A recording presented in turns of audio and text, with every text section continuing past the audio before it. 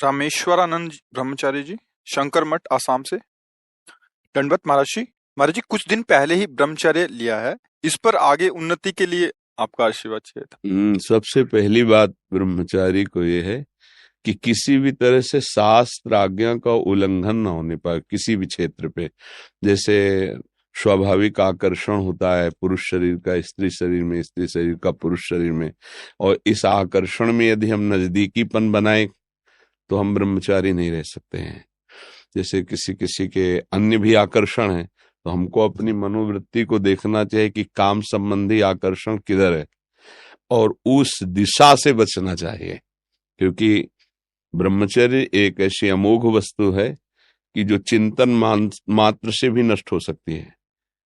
क्रिया प्रक्रिया संग ये तो आगे की बात हो गई। जैसे हम गाढ़ काम चिंतन में हो गए, हमारे अंदर एक मनोवाह नाड़ी है, वो नाड़ी मथानी समझिए। जैसे दूध को जमा कर दही किया गया और दही का जब मंथन किया गया तो उससे मक्खन घी निकलता है। ऐसे पूरे शरीर में, इस पांच भौतिक देह में कहीं भी देख लो, जैसे पित्त की थैली है और ऐसे कहीं वीर की थैली नहीं है।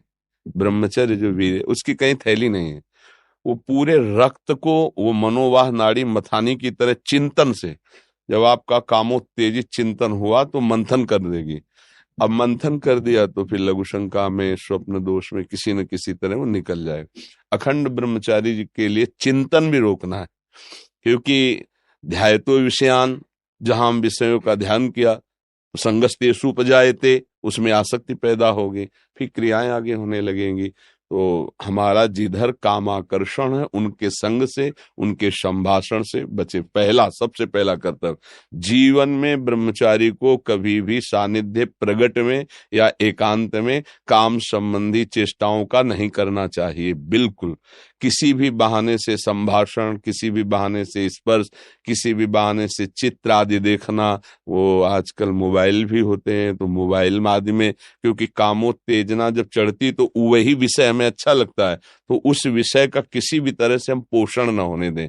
ये पक्की जीवन की बात समझ ले। अगर ब्रह्मचर्य रहना है तो विपरीत आकर्षण जो हो रहा है उससे हमें दूरी बना के रहना।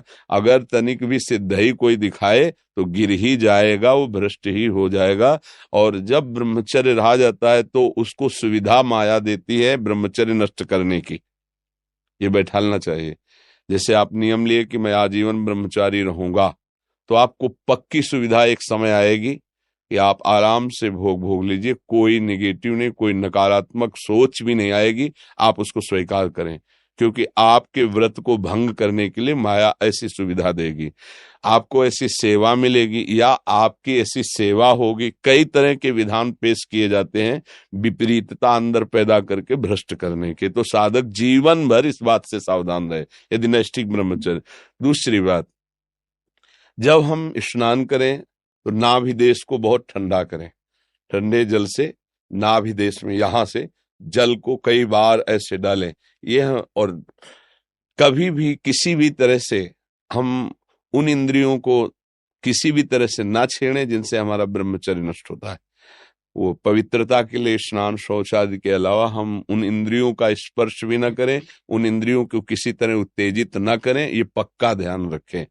तीसरी बात, भोजन इतना पाएं जो सुपाच्य हो और शौच पूरी साफ हो जाए। अगर कब्ज रहेगा तो फिर हमारा ब्रह्मचर्य नष्ट होने की संभावना रहती है। जिसकी बहुत कब्जियत बनी रहती है, तो ब्रह्मचर्य क्या है, घी समझो। वो उसको उचित आहार विहार से संयम में किया जाता है। और ब्रह्मचर्य को पुष्ट रखने के लिए कम से कम 48 मिनट बिना हिले डुले पद्मासन और सिद्धासन का अभ्यास करना चाहिए। मेरुदंड सीधी करके पद्मासन लगाना जानते हो, सिद्धासन लगाना जानते हो? सिद्धासन अभी तो ऐसे नहीं बताया जा सकता ना, क्योंकि वो क्रिया है, उसमें गुदा द्वार और मूत्रेंद्रीय द्वार के बीच की जगह में बाएं पैर की एड़ी होनी चाहिए और मूत्रेंद्रीय के ऊपर दाहिने पैर की एड़ी ऐसे आती है, तब वो ऐसे सिद्धासन ऐसे होता है। ऐसे 48 मिनट बिना हिले डुले सिद्धासन और पद्मासन का अभ्यास करे, आहार शुद्ध रखे, तो ब्रह्मचर्य ऊर्ध्वरेता होता है।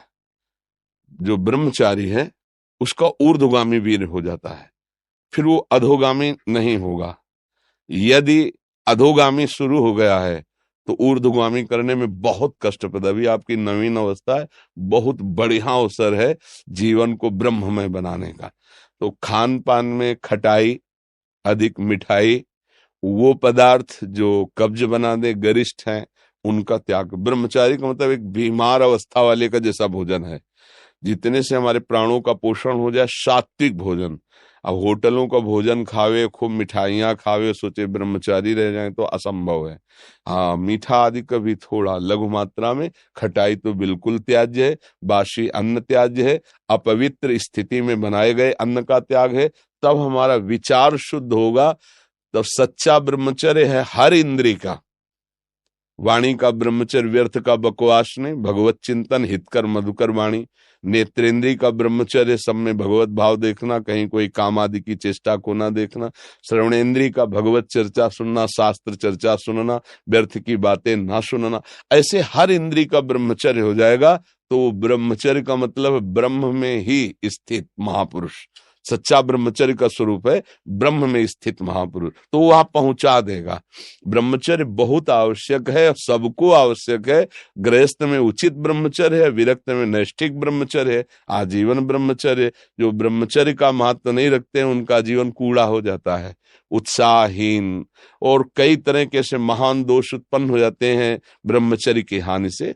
तो ब्रह्मचर्य की हानि ना होने पाए ऐसा आहार, और शयन करने में दाई करवट का ज्यादा प्रयोग करें, दाई करवट का। और शयन 5 घंटे से अधिक नहीं, 24 घंटे में 5 घंटे शयन पर्याप्त है। फिर आगे चल करके तो और संयम हो जाता है। अब जैसे अपने लोग 8 या 9 के बीच में शयन करते हैं, 12 बजे बैठ जाते हैं, किडनी खराब है फिर भी उसका आश्रय लेकर के।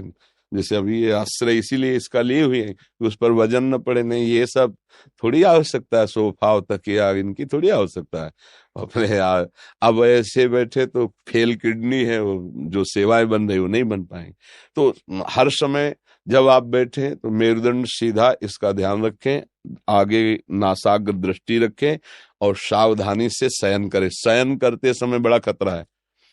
शयन के समय हमारी इंद्रियां और मन बहुत चंचल होता है। उस समय अगर ब्रह्मचारी भगवत चिंतन करते हुए, उसको नींद से मतलब नहीं है, तन्मयता धारण करते हुए नींद में चला गया तो बच जाएगा। अगर कहीं उस समय वो छूट दे दी और पास में मोबाइल है तो कभी ब्रह्मचर्य नहीं रह सकता। मोबाइल आप रखते हैं? रखना तो होता है। सत्संग ये सब सुनते हैं? हाँ, सत्संग सुनते, पर है बहुत खतरा पास में रहने पर। क्योंकि देखो, जो शास्त्रीय पद्धति है, गोस्वामी जी कह रहे हैं, तुलसीदास जी, जो चाहे आपन कल्याणा, सुजस सुमति शुभ गति शुभ नाना, सो पर नारी लीलार गुसाई, तजो चौथी के चंद्र की नाई। जैसे चौथ के चंद्रमा को देखने के लिए कलंक बताया जाता है, ऐसे बोले माताओं बहनों की तरफ एक एकाकार दृष्टि करके देखोगे तो तुम्हारे अंदर दोष उत्पन्न हो जाएगा। महापुरुषों ने जो कहा है कि अगर शुभ गति चाहिए, शुभ कल्याण चाहिए, तो इनके चरणों की तरफ देखो। भाव तुम्हारा शुद्ध रहेगा, बात करनी तो ऐसे बात कर लो। ऐसे बात करोगे तो हिम्मत नहीं है, कहीं ना कहीं मन हमारा फिसला सकता है, कहीं ना कहीं हमारे अंदर दोष दर्शन आ सकता है। तो इन सब विशेष बातों को तो ध्यान में रखना। और सबसे खास बात है कि हर समय नाम जप करना है। अगर नाम जप से चूक गए तो सब मिटिया मिट हो जाएगा, और नाम जप हो रहा है तो सब समझ जाएगा, पक्का समझना। क्योंकि भगवत चिंतन हो रहा है ना, नाम जप चल रहा है ना, वो सब संभाल लेगा, सब इंद्रियों को अंतर्मुख कर लेगा, सब समझ ले। भजन नहीं है तो फिर अध्यात्म को धारण करना कठिन है। वैसे अब क्या बताएं, ऐसा समय कि मोबाइल एक आवश्यक सामग्री सी बन गई है। आज तक नहीं मोबाइल है, चलाना भी नहीं आता, जीवन में नहीं। जीवन में क्या, अभी तो 30-35 से तो चला है, 25-30 वर्ष से चला होगा मोबाइल। पीछे तो हमने कभी मोबाइल नाम सुना ही नहीं था। तो आधुनिकता अभी 25-30 वर्ष से इतनी बढ़ती बढ़ती चली गई कि जन जन के हाथ में हो गया ये। तो ना कभी रखा है, और भगवान कृपा करे ना आगे कभी रखना पड़े। कोई पर्सनल इसका प्रयोग नहीं है। जो प्रयोग समाज का है वो 2-4 लोग अपने रखते हैं, अपने करते हैं। हमें लगता है ब्रह्मचारी अगर सत्संग सुनने के लिए चिप वाला प्रयोग करे और सत्संग केवल, वैसे यंत्र आते हैं ना कि जैसे चिप लगा दो सत्संग सुनते रहो, मेमोरी कार्ड, हाँ ऐसा कुछ, मतलब इसको सर्च करके हम सत्संग सुने तो कभी ऐसी बुद्धि हो जाएगी कि सर्च करके हम गलत भी देख सकते हैं। और एक बार अगर उतर गए, फिसल गए, फिर वो मतलब चढ़ पाना बहुत कठिन होता है। जैसे बालू का बांध होता है, एक बार टूट जाए फिर उसे बांधना बहुत कठिन हो जाता है। तो हमारी प्रार्थना है कि अगर आप मोबाइल रहित जीवन व्यतीत कर सके तो अच्छी बात है। वास्तविक जब हम प्राणों को समर्पित करके निकले तो मोबाइल क्या चीज है। अगर सत्संग आपको सुनना है तो आप किसी भी भाई से मिलते तो है ही, समाज है तो वो यूट्यूब से आपके सत्संग को भर देगा, आप उसको सुन लिया, फिर आप नवीन भरवा लीजिए। यंत्र रखिए, पर मन को संभालने के लिए अगर ये कहीं भूल से ऐसा कुछ हो गया तो फिर बहुत ही, तो हमें लगता है साधक को तो सावधान रहना चाहिए। दिन भर तो शांति हो, जब शाम के शयन करने जाए और मोबाइल पास है तो मुझे लगता है खतरा पास रखा हुआ है साधक के पास। इसीलिए किसी साधक के पास नहीं मिलेगा, जिनको सेवाएं हैं उनके पास है। और उनको भी चाहे बूढ़ा हो चाहे बड़ा हो, कभी भी किसी भी क्षण चेक किया जा सकता है, हमारे यहाँ का सिद्धांत है। तो सबकी जांच है, इसके ऐसा नहीं कि तुम मनमानी जो कुछ चाहो सो कर सको। और भगवान की कृपा से उन्हीं को दिया गया है जिनकी कसौटी में कस करके जो पास हैं। तो मुझे लगता है बच्चा, अभी तुम नवीन बच्चे हो, मोबाइल का संग त्यागो, फिर आगे बढ़ो तो बहुत अच्छे महात्मा बन जाओगे। क्योंकि अभी नवीन अवस्था है ना, आज जगत का कल्याण करने वाले बन जाओगे। सतरति सतरति सा लोकांतारे, बहुत आनंद आएगा, बहुत आनंद। थोड़ा 10-20 वर्ष ब्रह्मचर्य रहो, फिर आप देखो कैसा आनंद आता है।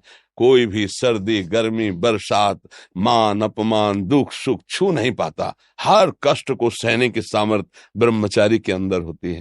तो इसलिए नाम जप करो, और जो जो कहा है इसको फिर भरवा लेना किसी चिप आदि में, दोबारा सुन लेना, क्योंकि ये यूट्यूब में डाल देंगे तो इसको बार बार सुनना।